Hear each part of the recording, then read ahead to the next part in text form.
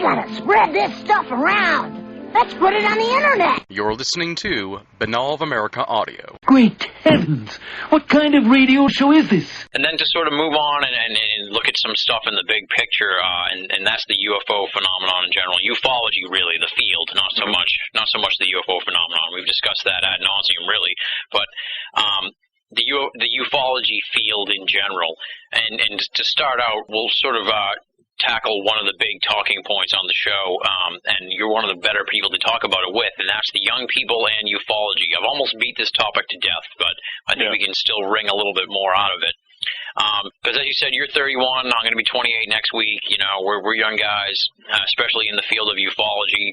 There seems to be a growing problem that I've been trying to address on the program, and that is the lack of young people in ufology. Talk about this problem, which as I see it, that is that ufology doesn't seem to be drawing in young people anymore, and what can we do about sort of changing that scenario?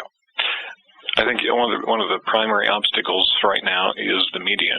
I think the media just continually insults our intelligence on matters of the unknown. Yeah. For example, I was flown out to Albuquerque for a Discovery Channel documentary, and it was a fun trip, and I got to see a bunch of cool stuff. And they spent a whole day interviewing me. And, in the interview segment, I was in this, they lit up this I was in this theater all by myself, and they put the lights on me and everything. And, they're asking me these questions, but they're very leading questions, about whether what I believe, here and believe there, and I'm qualifying these questions with, what do you mean by believe, or define cover up, things like this.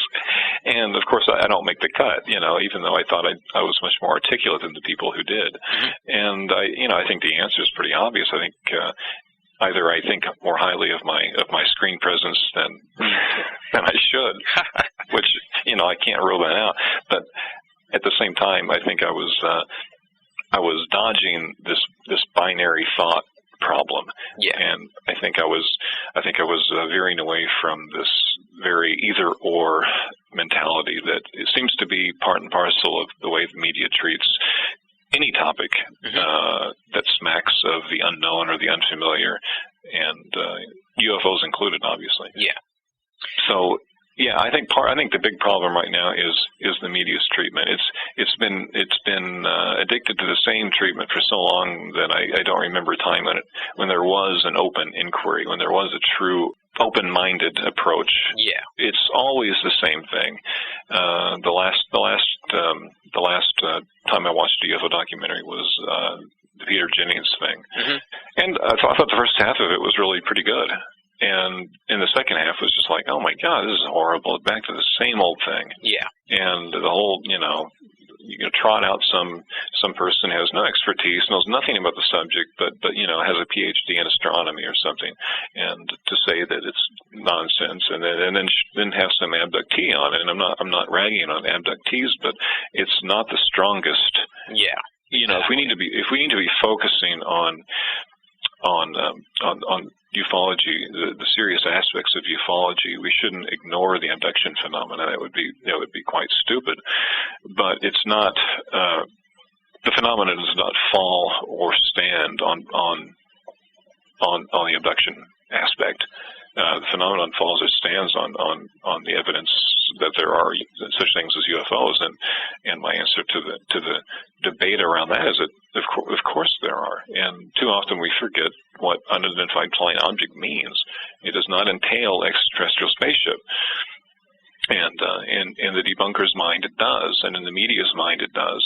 Yeah. And, some people have advanced new terms for this. Ivan Sanderson tried to do it, and Paul Kimball's advocated unexplained aerial phenomena, which is maybe fair enough, but I don't think we should apologize for the term UFO. I think it makes perfect sense. And I don't think we need to start trying to disassociate it from the connotations it's developed. Yeah. It's a semantic issue. Let me sort of focus in a little bit on your response and the question a little bit, only because the media issue is definitely a problem for ufology, don't get me wrong, but it doesn't sort of address the still overarching problem of the lack of young people. Yeah. Is there Now, I've thrown out some of my own theories lately on why it might be going on. Obviously, you have to factor in the ridicule factor, and just that young people are in general busy with their own crazy lives.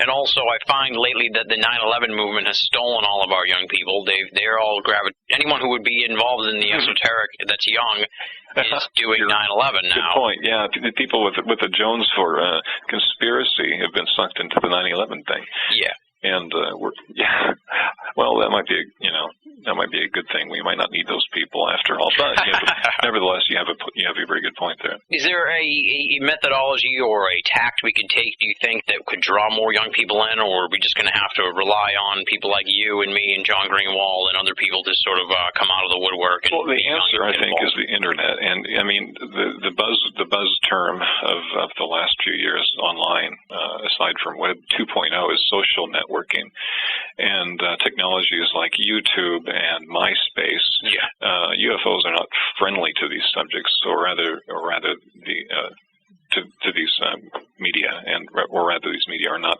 friendly to UFOs. But that can change. How many ufologists have MySpace pages, for example? Maybe a dozen. If that, half a dozen. That's more than I thought, and it's still not enough. We need to see more of that. We also need to see more mainstream scientists who are willing to have the guts to realize that associating their names with the UFO inquiry does not equal professional suicide. Bernard Hayes is an example of a very qualified scientist who has legitimate interest in UFOs and understands what the term means, which is more than you can say for many. And we need more like him. We need more scientists who are willing to put, just have the guts to ask a question, to pose a question. Why not? Kaku is another one who's been, he doesn't have any problem with it. UFOs, yes, it's a mystery. Give me one reason why they can't be visitors from somewhere else. And we need to see more people who are willing to do that. And right now, we're still seeing the effects of the Condon Committee and other efforts like that to just absolutely dispel any credence given to the UFO inquiry. And that's what it is. It's an inquiry. If we look at it as a media problem and not a scientific problem for those people who are uncomfortable, discussing it in scientific terms, if they stick to their own respective disciplines and treat it as a media problem or a question of sociological importance, Jacques Vallée, I'm sure, would agree with that. Then there again, computer science. There's a huge need for catalog data and analysis of data and finding correlations and signals in the noise that have nothing to do with extraterrestrial or cryptoterrestrial intelligence. It's simply a matter of finding trends. And you look at websites. There's a really good one called Information Aesthetics that has stunning examples of very involving visual ways of mapping data and mapping trends. And, we need to see some of these tools brought to bear on the UFO problem in its many, many, many manifestations. I should point out that, actually, ironically enough, Ryan Wood's working on a similar project along those lines. Called UFO Decks. I don't know. I think I might have mentioned it to you before. No, yeah, you mentioned it, and I'd kind of forgotten about that. But yeah, that's a step in the right direction. Yeah. And do you think it's sort of with regards to the young people? Just to go back to that one last time, do you think it's sort of we seem to be in a down period here for ufology and UFO research? You mean like because there hasn't been some huge sighting that's galvanized, the community? Not so much that. I don't think we should be at the mercy of whether there's a wave of sightings or not. No, that's not where I'm going. I'm more saying along the lines of 10 years ago the X-Files was huge and looking into UFOs was cool. And now it's sort of, there's not really a big buzz around ufology as there was maybe back then. It was sort of, are we a victim here of the ebb and flow of popularity as far as ufology goes? Right. The X-Files made the paranormal sexy, but they didn't necessarily make it intelligent. And there's a difference, and there's nothing wrong with sexy, and we could do with some more of that. But instead now we have things like MythBusters and things like that. And I don't have a television, so it's hard for me to keep track of all. Yeah, I don't watch TV. I'm turned off. And some people really chastise me for that. But Kimball's one of them. It's surprising, but I'll hold my tongue. But I have trouble with. But I'm at the same time I try to keep track of what's going on without actually sitting down and watching 2 hours of television and attendant commercials. And we have we've become more cynical. And we have bullshit by Penn and Teller, yeah. Right? And some it's one of those things that it's like Michael Shermer. He's really good when he's talking about things he knows about, like revisionist history and the reality of Noah's Ark and things like that. Known absurdities where you can just effortless. It's like drowning kittens deflating these myths.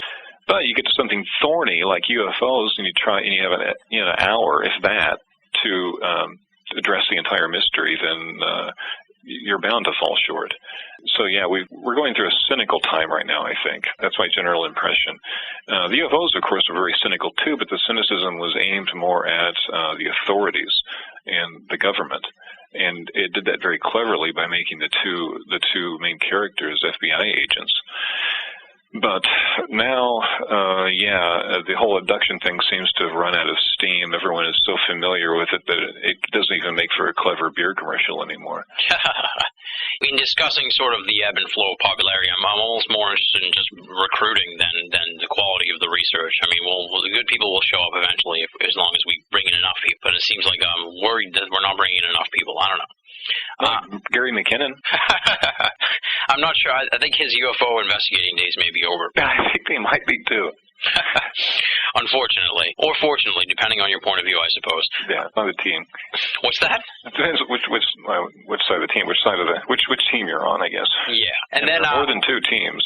What's that? Well, actually, far more than 2 teams. That sort of brings me to another question. I'll jump to that one in a way, because I was thinking about this last night when I was preparing for the interview, is that nowadays ufology seems to be broken into some sub-camps here that's going on, and there's the old school. I tried to come up with them. Maybe you can help me here. The old school, where I put like the Friedmans, the Maccabees, MUFON, and that sort of crew. That's the old school. I agree with that one. The exopolitics. Then the new school is sort of like the Kimballs, the Nick Redfern, Greg Bishop, that sort of crew of people that are sort of fresh to the ideas. And the funny thing about the new school, like Redfern and Bishop, is that they're very well versed in old school Fortean stuff. Yeah. That before was excluded from ufology because it didn't seem to have anything to do with it. Well, it has everything to do with it, but we're just now realizing that again. Collectively, these guys have known it forever. So you think it's a situation where these new guys are bringing in all the disciplines together in a way? Yeah, I think it needs to be as inclusive as possible, and not for political reasons, but for the simple fact that the UFO phenomenon is but a single aspect of a much bigger thing. It's not just this. It's like trying to define biology and just stick with biology and ignore the rest of the planet when there's an obvious interface between the biosphere and the planet itself. People like Nick Redfern and Greg Bishop are just very refreshingly informed in a way that your old school isn't.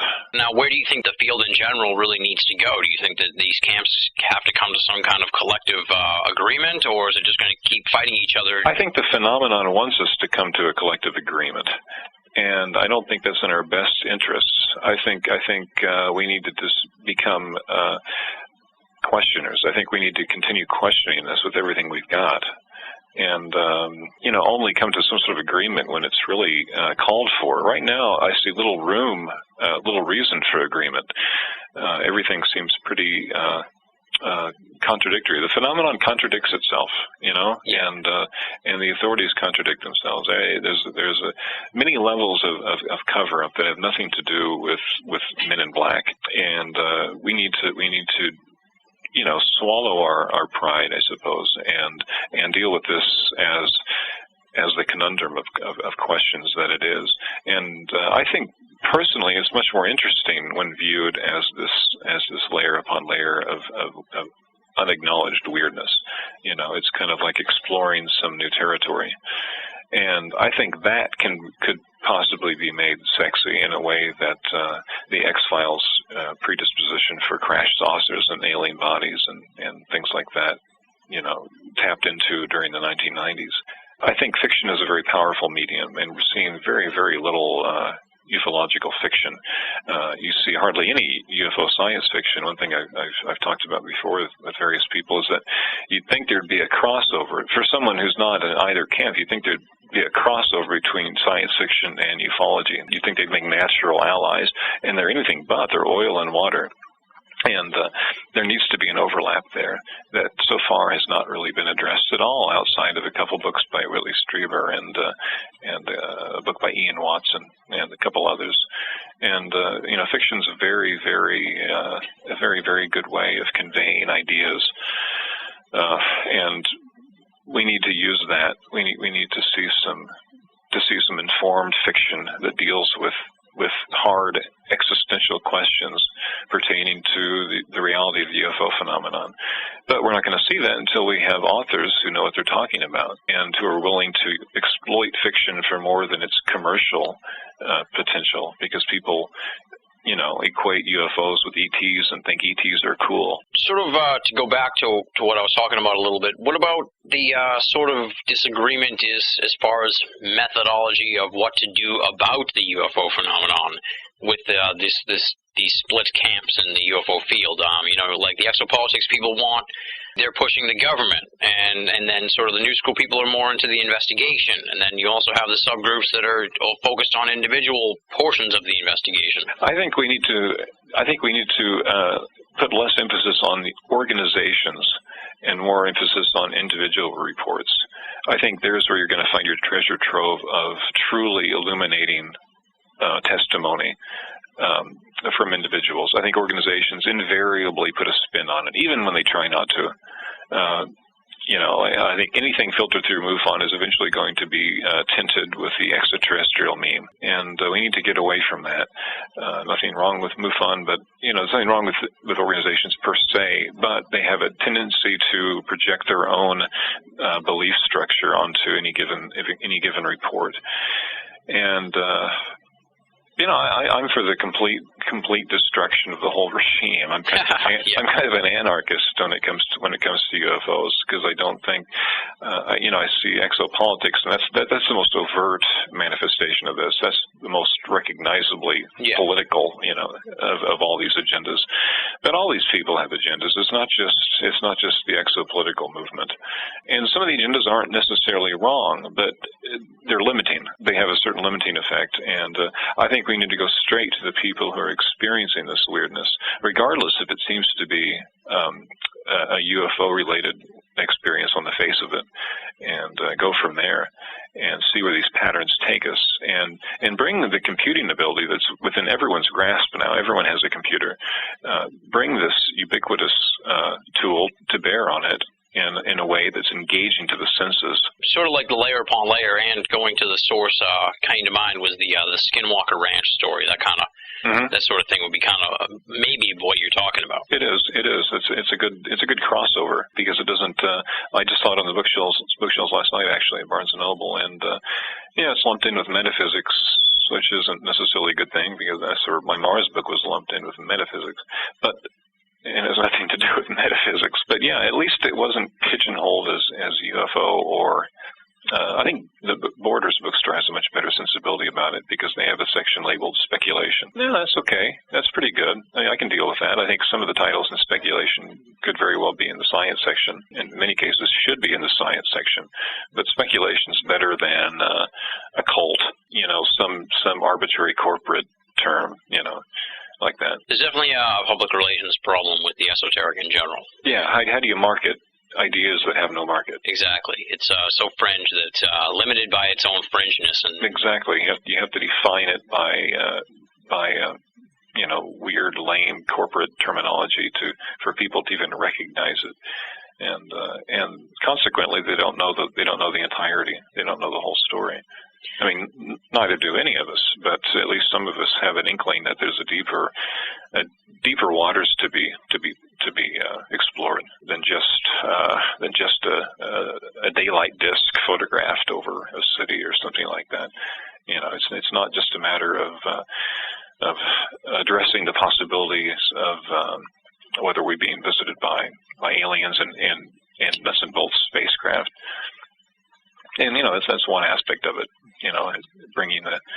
Hauling in the old Drake equation and things like that. But you can only get so far, and I think we've reached a cul-de-sac, and we might very well see the extinction of ufology within a generation or two, unless we take some measure to redefine how we approach it. It's not so much a marketing decision as a way of just as an ontological decision, just totally reformatting the way in which we perceive strange things.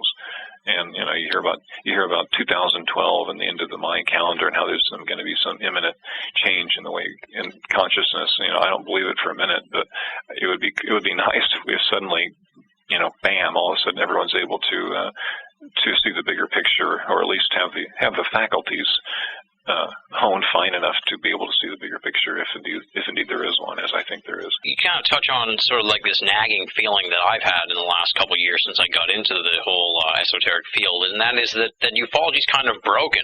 I'm not sure how it got broken or how we can fix it, but it feels broken. It started off with a lot of steam, and with like Kehoe and NICAP. And lots of very, very progressive thinking behind it. And since then it's gone through lots of concentrated disinformation, which is something that in the early era it's hard to see where that came into play. But now you've got the MJ-12 controversy, which I consider disinformation, and lots of the alien abductions exploited by the media because it has such obvious commercial potential. We're left in this kind of post-ufological state where the phenomena that we're investigating may or may not even have anything to do with the phenomena. What we're trying to address is just kind of a residue of leftover ideas that are being rehashed on late night radio ad nauseum. And I don't. Another confession: I don't listen to late night radio. I listen to its various internet radio at times, but half the time I just can't stand it when I hear the typical goings on coast to coast. Nothing against the show. I think it's entertaining. I just don't think it's progressive from a research perspective. It's entertainment. It doesn't pretend to be anything else. Obviously, you're a prolific blogger, and you've been doing the online thing for quite some time. Like you said, you had a blog before blogs were blogs. So, what do you think of the ufology scene on the internet? Because that's sort of the cutting edge of ufology, I guess, only because it's updated every day. I think the future of ufology is going to be largely online. We're already seeing some significant steps there, and have been for a while. Right now, I'm not too impressed. The majority of the discussion groups and stuff seem to be fairly limited. For example, if you do a search for UFO on YouTube, I do sometimes looking for weird things. The commentary is dismal. These people don't even know how to spell, let alone post a coherent thought on something. And it's all very knee-jerk. And a lot of the footage circulating has been known for 10 years to be fake. I'm not talking controversial. I'm talking about known to be fake. And people are still posting this stuff. And, no, this can't be real. No, it's real. No, it can't be real. And this definitely needs to be phased out. We have all this. Well, it comes back to Theodore Sturgeon's law. When asked why 99 or 90% of science fiction was so awful, he said, well, it's because 90% of everything is awful. And he has a very good point. It's the same thing applies to ufology. I mean, 90% of it's so bad because everything is. It's just that we approach ufology with a very critical eye because we expect and deserve more. There are some good elements to ufology on the internet in a sense. Oh yeah, there's some good elements, but they're few and far between. That remaining, it's just and finding them is hard. Part of where that was going was especially with regards to like this crypto-terrestrial idea. It does, in some pockets, like your blog, for instance, it does allow for the germination of new ideas. True, but also my blog is not a UFO blog. Yeah, well, I'm speaking more in general terms. Half the time I'm writing about things that nothing less in common with UFOs. But yeah, I guess maybe it is a UFO. People recognize it as that. But I've also seen it, interestingly enough, listed on some technology blogs as a technology blog, because I like to comment on, I like to write about our own future a lot. Yeah. And I think the issue of our own trajectory into the next century is a vital aspect of assessing the possibilities in which by which extraterrestrials might choose to make contact with us. So there's definite crossover there, and you've also got this friction between the so-called transhumanists and who want nothing to do with UFOs because they consider it infantile superstition, basically. Of course, they know nothing about it, but that makes no difference at all. They just don't want to be colored by it or seen, in the same room with it. And on a certain level, I don't blame them. But yeah, some people don't like me because I like writing about subjects like the future and our own future and our chances and what we're going to be doing with our technology and the future of the human body, whether we're going to integrate with machines in a meaningful, productive manner or whether we're going to suffer some sort of massive biospheric collapse before we reach the point where that's possible. Well, whether we're going to transcend ourselves to the point where we're more or less a fixture of the cosmos. Because right now, I think we're very fragile and essentially a pretty ephemeral planetary phenomenon. We might not be here for another 200 years, and that's of great concern to me. And I think that's a question that should have great bearing on the whole issue of UFOs as well, because UFOs, you tend to think of extraterrestrials, and once you do that, you might as well start thinking about, well, assuming we're being visited by extraterrestrials, which is the most common interpretation of the word, unfortunately. Now, let's make the most of it and start wondering about how these presumed extraterrestrials got to the point where they can visit us, because that's something that I think would be very good for us to be doing, is visiting other star systems, and I think a lot of other people would agree with that. That's eminently worth doing, and exploration is definitely worth pursuing, and we're not doing that right now. Right now, we're going in circles around Earth and in orbit. So it's a very weird landscape and lots of infighting, and I think we're always going to have infighting as long as we're talking about weird ideas. As long as an idea isn't couched in the workaday here and now, as long as it as long as it's out there and not a daily part of your life, then it's going to be scorned, because unfortunately most people are content with going to work and coming home and watching TV. And you don't even own a TV, so. It doesn't make me better than anything. No, I know. I just don't have that interest. I'm just busting your chops. Yeah, I know. Being that you and I are so young, and these mysteries have been with us for a long time, and I'm not just talking about the UFO mystery, really, but also like the Mars mystery, and even Bigfoot and all those crazy stuff. Yeah. Do you have any idea when we're going to find out any answers to these things, and are you hopeful for any answers to any of these subjects in our lifetime? I'll pick the Bigfoot one. Okay. Oh, nice. All right. Okay. Because here's something that should be testable. Nick Redfern thinks Bigfoot is like a thought projection of sorts. Really? In which case we might never know. But if Bigfoot is a flesh and blood primate living in seclusion, then we're losing that seclusion. The forests are coming down. And the world is becoming a hotter, drier place, and the remaining forests are starting to burn. The Amazon, there's a very good chance the Amazon will be toast in 20 years, in which case it's going to be very hard to breathe. If some of these things come to pass, then there's going to be less and less habitat for this hypothetical species of hominid, and we should know. So that's testable. That makes it a testable hypothesis whether this species exists. Because sooner or later it's going to have to show itself, because there's not going to be anywhere else to live. So there's a very bleak but practical answer to the mystery of certain cryptids, alleged cryptids. And then what about the big dog here, the UFO phenomenon? Crypto-terrestrial, extraterrestrial, either way, whatever. Do you think we're ever going to find out in our lifetime, or is this going to be something that 2 generations from now we're going to be old school, and the new school will be talking about how, you know, you and I are like 60 and have been doing it for 30 years and don't have an answer either? Well, that implies that we have a future as a species. You know, that would actually please me to no end if we're 60 and there are people talking about it. But nevertheless, I think I'm generally comfortable making only a couple of assertions about UFOs, and I think one of them is that they're intelligent. I think in that it represents a form of non-human intelligence. Yeah. I think that's a reasonably safe conjecture, and I also think that UFOs are physical, and that they operate on a level of reality where we can, at least in theory, if we had one, we could take it into a laboratory and look at it, because they do leave physical effects.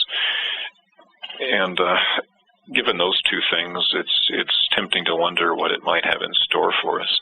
You know, it might not have anything in store for us. It might be some sort of automated system that just keeps the game going. You know, maybe it's an evolutionary catalyst that just keeps showing us possible futures through the medium of mythology in order to keep us on our toes, and possibly in order to keep us from destroying ourselves. And that's one thing that, if it's crypto-terrestrial in origin, that might be one of the primary reasons we keep seeing structures in our skies that have no readily apparent origin. Yeah, I mean, there are all kinds of possibilities here, and you know, I don't think we have enough.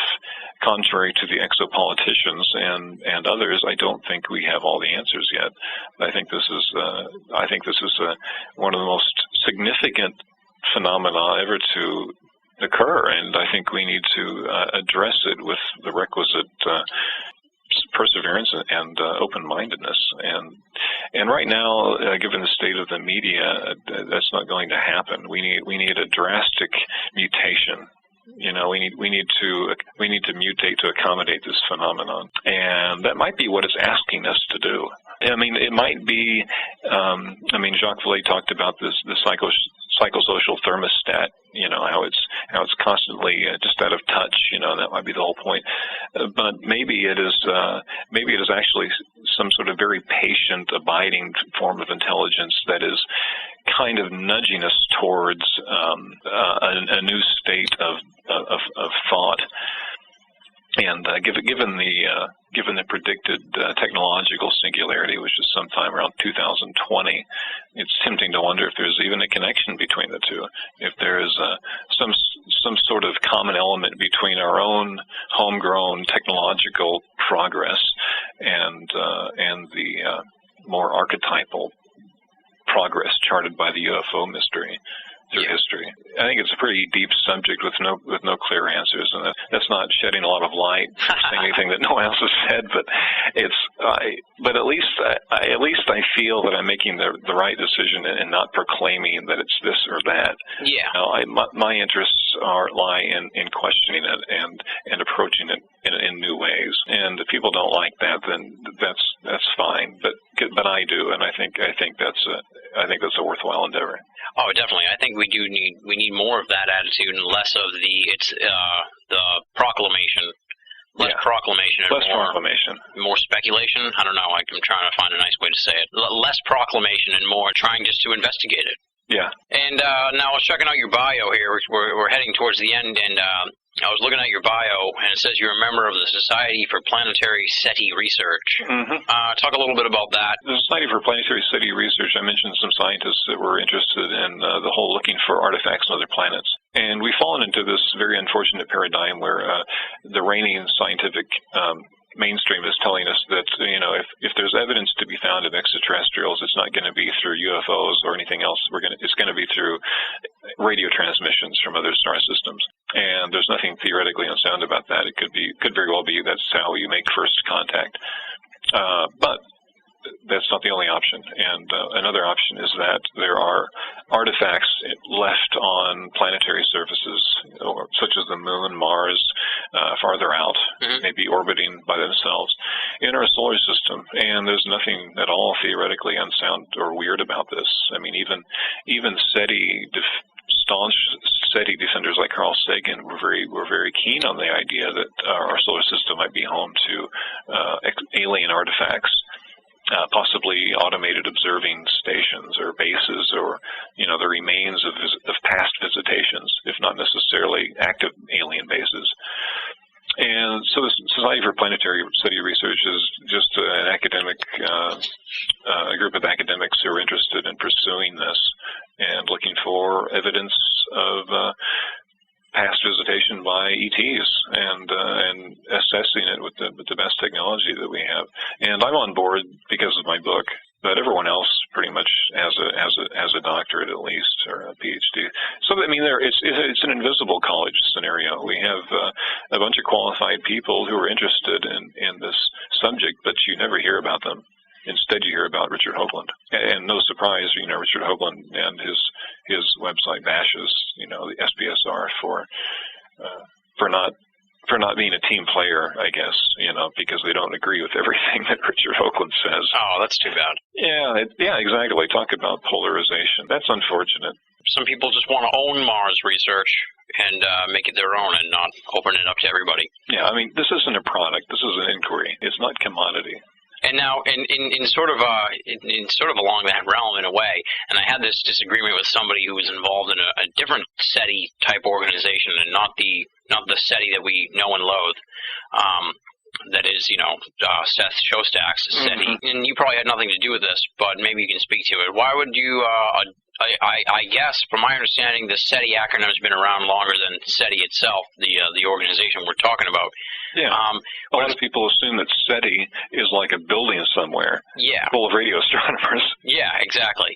And the argument that I'd gotten in with this person was, well, why would you even get yourself involved with something using the SETI acronym just because it's been so sullied by the SETI organization? I don't know. What do you think of that? A lot of people get the wrong idea. They think SETI is just like UFO is synonymous with alien spacecraft. Unfortunately, too much of the time, SETI has become synonymous with radio astronomy. And SETI, it's a search for extraterrestrial intelligence, and that can take many forms. And it's vague enough that I think other people should feel free to appropriate it and use it for their own uses, like SPSR. Society for Planetary SETI Research. Planetary SETI makes sense. It's a search. It's SETI, but it's specifying that we're looking on planets. That's our area of expertise. That's what we're doing. And SETI, I think, is a little too cavalier in their use of the term SETI because it's very prepossessing that SETI is inseparable from the radio astronomical search for signals from space. I think there needs to be a distinction made between radio SETI. I think they should be called radio SETI or EM SETI or something like that, to make it clear that what they're doing is it's not searching for extraterrestrial intelligence, but searching for signals of extraterrestrial origin, and there's a pretty critical difference there. For example, they have no interest in UFOs. They issue ignorant remarks about UFOs in order to debunk it, because that would tend to make their efforts look rather silly if UFOs are indeed extraterrestrial spacecraft. Yeah, I'm not saying they are. I'm just saying that's it's a political stumbling block for them. And so there's nothing wrong with the acronym, but like all organizations that rely on acronyms, I'm a little wary of just instinctively. It's problematic only because of the SETI organizations co-opted the acronym and kind of taken it as their own. Yeah, they've taken it as their own, and too often we see younger startup organizations who are trying to try different methods. They feel that it somehow benefits them from latching on to the SETI acronym. It makes them sound somehow more scientific. And I support radio SETI.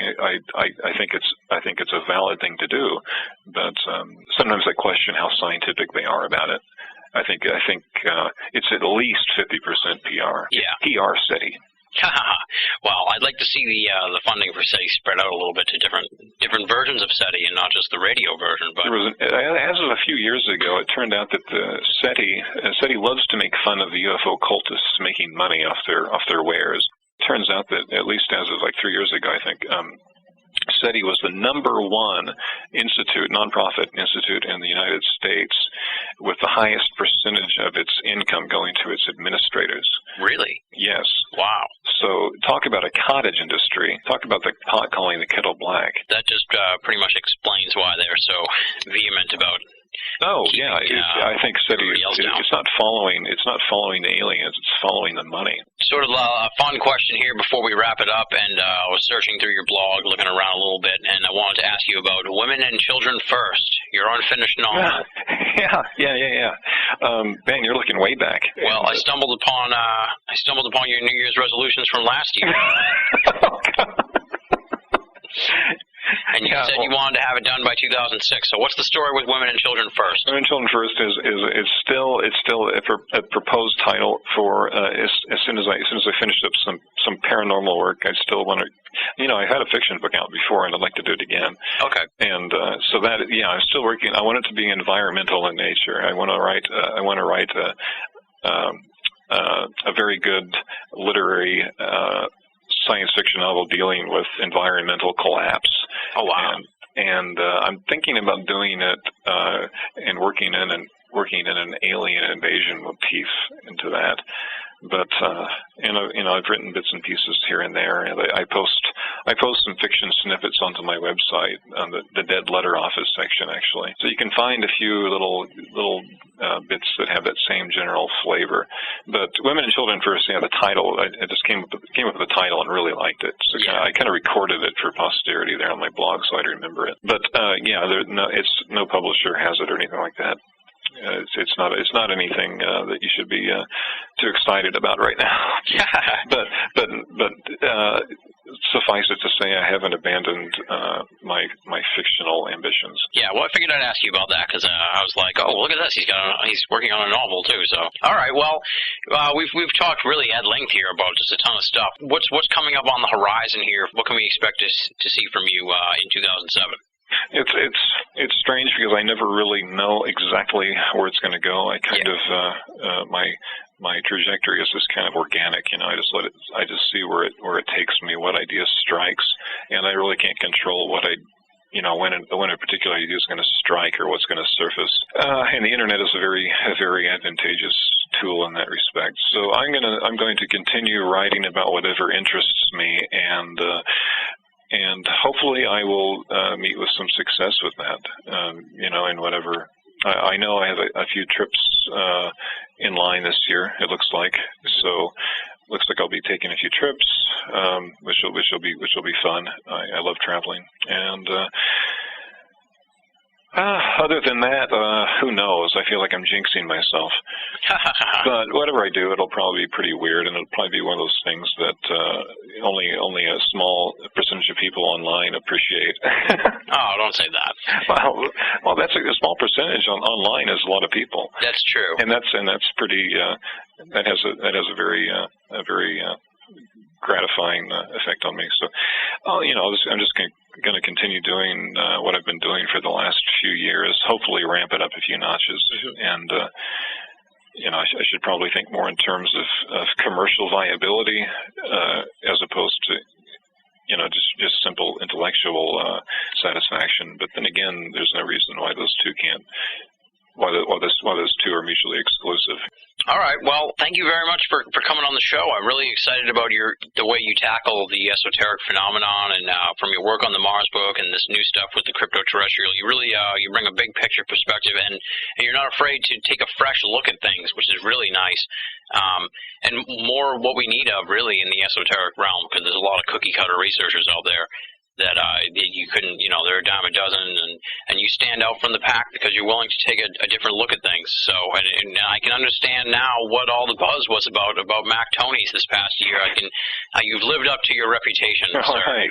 Well, if I start just issuing dogmatic repetitions of the same old thing, then you have my permission to completely delete this interview from your website. Oh, man. Because that means the crypto-terrestrials have gotten to me. All right, we'll keep that in mind. Thank you very much for being on the program. It was great having you. It was great talking to you for so long, and I'll be following your work, and I have a feeling that you and I will probably be crossing paths quite a bit in the future. All right. That's a good thing. I had a good time. There you have it, folks. That does it for this week's edition of Binnall of America Audio. Big, super huge thanks to Mac Tonys for coming on the show and giving us so much of his time for the marathon interview session. You can find out more information on Mac Tonys at the following websites: www.posthumanblues.blogspot.com, and his formal website is mactonys.com, mactonnies.com. Moving right along now, it's time for Binnall of America Audio listener feedback. This week's letter comes from Lauren in Rhode Island. Here's what Lauren has to say. I recently listened to your podcast with John Greenwald and found it inspiring. I'm a 19-year-old college student, and I've loved ufology for years, but I never realized there's anything to get involved in. I hear there is a lack of young people in the field, and so I'd like to try and fill that gap a little. I don't need any convincing not to be embarrassed about it. I've never been one to care what the majority thinks. Unfortunately, I don't really know how to get more involved. Since it is such an underground, taboo topic, it's not like I see flyers around my campus for anything to do with it. I was wondering if you knew of anything I could get involved in. I love your podcast. Thanks for airing them, and keep up the good work. Lauren in Rhode Island. Thank you very much for writing in, Lauren. I appreciate the feedback, and I am just humbled that you found the BOA audio interview with John Greenwald inspiring. Hopefully we can inspire more young people to want to get involved in ufology and the esoteric in general. It doesn't have to be just UFO studies. Specifically regarding your inquiry, first and foremost, obviously, is the MUFON organization. They have these state meetings all over the place. I presume they have one in Rhode Island. I know they have one here in Massachusetts. You could always look into MUFON and see if that was something you were interested in, or at least use that as a springboard for networking with other people in the area to study the UFO phenomenon. So that's a start. Beyond that, as far as UFOs and young people UFO groups, there's nothing really particularly like that. But if you listened to the James Carrion interview here at BOA Audio, you heard him talk about MUFON working with a college to get a college MUFON organization up and running. So there is the chance that if one gets up and running, then you could start your own MUFON at your college. So I don't know, contact MUFON and talk to them about that sort of thing. Maybe you can get the ball rolling on that. Also, BOA columnist Tina Senna has a blog, whyufology.blogspot.com, and I think that she's going to be focusing a lot on young people in ufology in the future there. So stay tuned to that blog. There's some roads for you to check out, Lauren. Let me know how those turn out. And obviously, we're always interested in hearing from young people interested in the esoteric. The more young people that get involved, the better. We are the next generation. So thank you so much for writing in, Lauren, and thank you for listening to the program. If you would like to be a part of Binnall of America Audio listener feedback, here's how you go about doing it. You go to binnallofamerica.com. You click Contact in the top right-hand corner of the screen. That will give you the information on how to get in touch with me. Or you write to boaaudio@hotmail.com. Either one of those methods puts your correspondence on the road to BOA Audio listener feedback. Next up, we thank the fine folks at binnallofamerica.com for your help and support with the audio series and the website. Leslie, Chiron, Arlie, Joe V, Ralph Molesworth, and Tina Senna. As I said last week, folks, it's so important, I'm going to say it again. If you're only listening to Binnall of America Audio and you're just downloading the interviews and you're not reading the columns at the website, you are only getting half the story. You're really missing out on just a wealth of great esoteric material. binnallofamerica.com. Make it a part of your everyday search for esoteric news and opinion. Also, I should point out additionally here this week that we are changing the style of the pages for the audio. When you go to get the audio, you may have noticed that the font's a little bit different. It's a little smaller. We added a funky Google ad. I apologize for that, but, you know, I gotta do what I gotta do here. If you like the smaller font, let me know. If you miss the big font, I don't know, let me know. We'll work on that. But I figured I should mention it because, you know, some people like being kept up to date on that sort of thing. Segueing from that note, if you are a long-time Binnall of America Audio listener or an appreciative newcomer, you've enjoyed the audio series. This week's episode was number 53 of the BOA Audio franchise as far as seasons 1 and 2 go. 53 episodes. I'm stunned by that number myself. If you're a long-time listener, you've listened to many of those 53. If you're a newcomer, you've only checked out 3 of the 53. And you want to help support the audio series, there's a simple way to do it. You go to binnallofamerica.com, you click the PayPal button, and you make a donation. All the costs for this audio series come out of my pocket with help from Binnall of America audio listeners. If you can help, please do. Click the PayPal button and make a donation. It would be greatly appreciated. Next week, critically acclaimed alternative science writer Marie Jones comes to the program to discuss her book, Science. You may have heard of this one. It's spelled with a P, P-S-I-E-N-C-E. We're going to be talking about that tenuous and oftentimes antagonistic relationship between esoteric studies and the cutting edge of mainstream science, what some like to call new science. We're going to talk all about that strange relationship between those 2 different areas of research, how they're almost on the peripheral of each other. They're very close to each other, but at the same time they really can't seem to get it together, the esoteric and the new science. We're going to discuss some sociological aspects of esoteric research, funding, fear of ridicule. How does the niche science of esoterica get over that? We're going to talk about the latest in new science, from multiple universe theories to multiple dimension research, zero-point field, all kinds of areas that we have never discussed here on Binnall of America Audio before, but we're going to do it next week on the program with Marie Jones, the author of Science. And on that note, we'll call it a week. Thank you very much for listening, folks. Until you hear from me next week, this is Tim Binnall, signing off.